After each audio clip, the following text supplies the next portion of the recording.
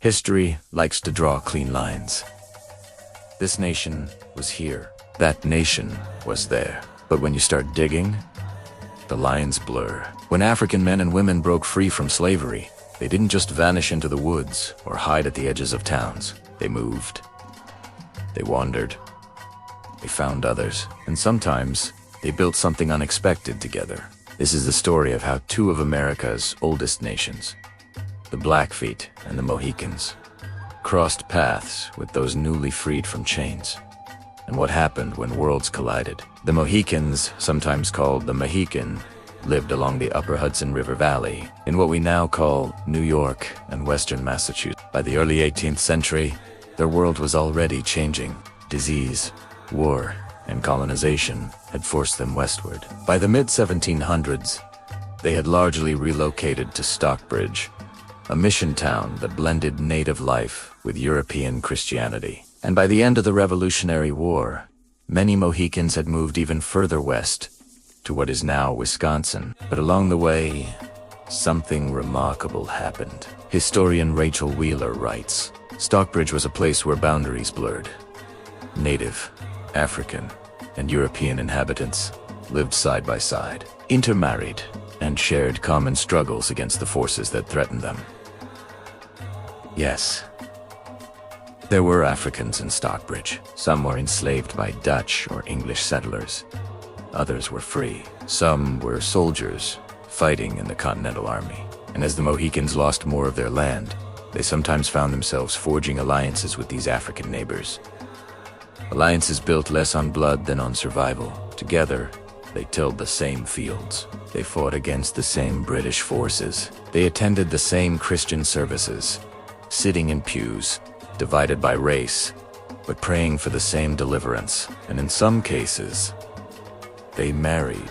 Church records from Stockbridge mention Negro servants who married Native women. One Mohican leader, Concopot, even went to court to defend an African man who had been wrongfully accused of theft.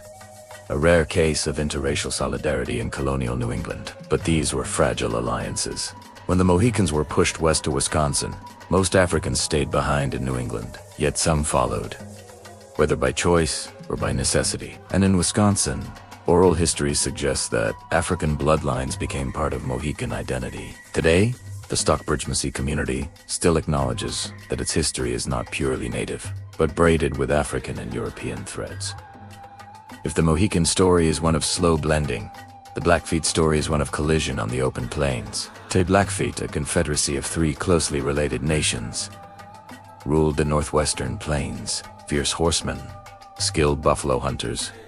They were known for defending their territory with determination. But by the early 1800s, a new presence was arriving on the plains.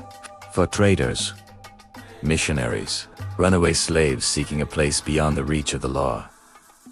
And the Blackfeet were watching. Professor Rosalind Lapierre, a Blackfeet historian, explains, Blackfeet territory was not empty land. It was carefully controlled space. Outsiders had to earn their way in, through diplomacy, marriage, or alliance. Some freed Africans did just that. Fur trade records from Fort Benton and Fort Union mention black men who worked as boatmen and interpreters. Some of them, likely former slaves. These men often learned native languages and acted as go-betweens in trade negotiations. In some cases, they stayed. There are oral traditions difficult to pin down but persistent of African men who married into Blackfeet families. One story, preserved by elders in Montana, tells of a man called Ishtawa, whose name meant black stranger. He was said to have come upriver with a trading party and never left. His descendants are said to still live among the Blackfeet today. Think about that. A man born into slavery, sold, shipped, stripped of name and nation, rides into the shadow of the Rocky Mountains and finds a new home there. And in that act, something of Africa survives. But it wasn't always harmony, as more African Americans, free or otherwise, moved west after the Civil War. Tensions sometimes rose. Some Blackfeet saw them as agents of the U.S. Army, which was working to confine tribes to reservations. In 1870, the infamous Maria's Massacre saw U.S. troops, including African American Buffalo soldiers, Attack began Blackfeet camp, killing over 170 people, most of them women and children. That left a wound that lasted 4 generations, and yet, even through tragedy, there were crossings of culture. Today, Blackfeet powwows sometimes feature African drumming. Some Blackfeet families trace ancestry to African American traders or scouts. Anthropologist Winona Stevenson puts it this way: the history of the plains is not simply red versus white. It is a patchwork of nations, of bloodlines, of allegiances that defy the clean categories we try to put on them. The story of the Mohicans and the Blackfeet meeting Africans is not neat. It is not one thing. It is love and alliance. It is tragedy and violence. It is shared struggle and shared survival.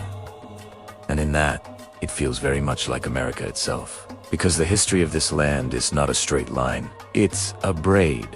3 strands, sometimes tight, sometimes fraying, but always crossing, always changing shape.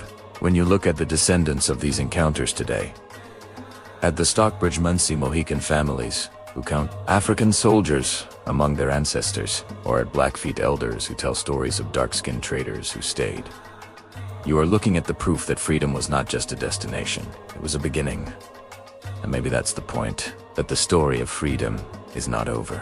It keeps being written, with every crossing of a border, with every unexpected alliance, with every child born of 2 nations who learns to speak both of their names. Shadow history is not just about the past. It's about the echoes that still walk among us. And if you listen closely, you can still hear them.